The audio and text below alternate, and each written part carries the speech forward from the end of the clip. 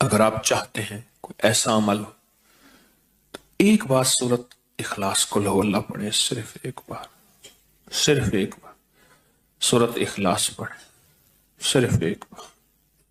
اور جب پہنچے نا اللہ الصمد قل هو اللہ احد اللہ الصمد. میں یہاں بھونٹ پورا میں کچھ دن رہا اور ایک صاحب میرے پاس آئے، مجھ سے کہنے لگے کہ میرے اوپر کسی نے ایک ایسا کالا جن اور ایسا خطرناک جن مسلط کیا ہے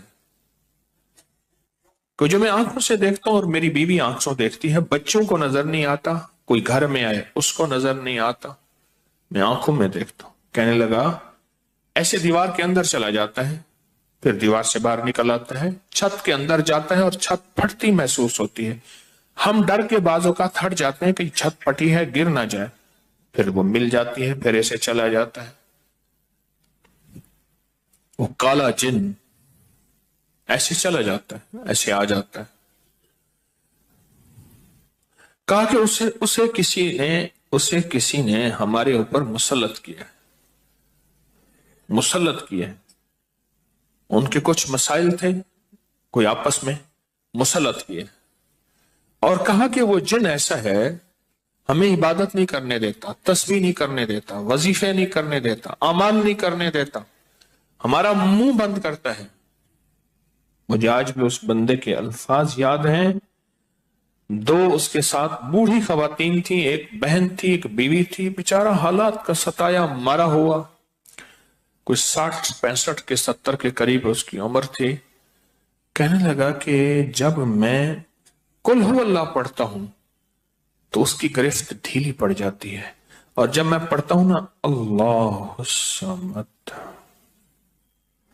تو کہا کہ اللہ الصمد پڑھتے ہی وہ ایک دم دور ہو جاتا ہے، ایسے جیسے کسی چیز کو کوئی دھکا دے اور وہ چیز دھکے سے ایک دم دور ہو جائے.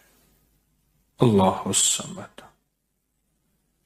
ایک دم وہ دھکے سے ایک دم کوئی دور ہو جائے. کہا کہ ایسے ہی ہوتا ہے اللہ الصمد.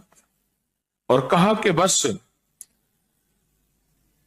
بس یہی وظیفہ جو ہے، کہا کہ مجھے مفید ہوا ہے، موافق ہوا ہے یہی وظیفہ. اور کہا کہ بس اب میں صرف یہی وظیفہ پڑھتا ہوں، یہی وظیفہ پڑھتا ہوں. مجھ سے کہنے لگا آپ مجھے کوئی وظیفہ بھی دیں گے نہیں پڑھنے دیں گے، یہی اگر اجازت دے دیں. تو میں نے کہا اس سے بڑھ کے اسم اعظم کون سا ہے، اس سے بڑھ کے پرتاثیر چیز کون سی ہے؟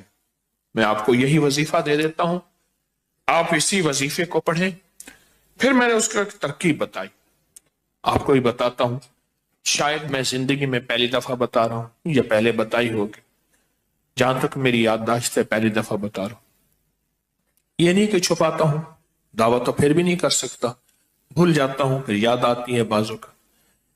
اب وہ چیز آپ کو عرض کر رہا ہوں. میں نے اسے کہا صرف ایک دفعہ سورۃ اخلاص پڑھ، اول آخر 3 دفعہ درود شریف.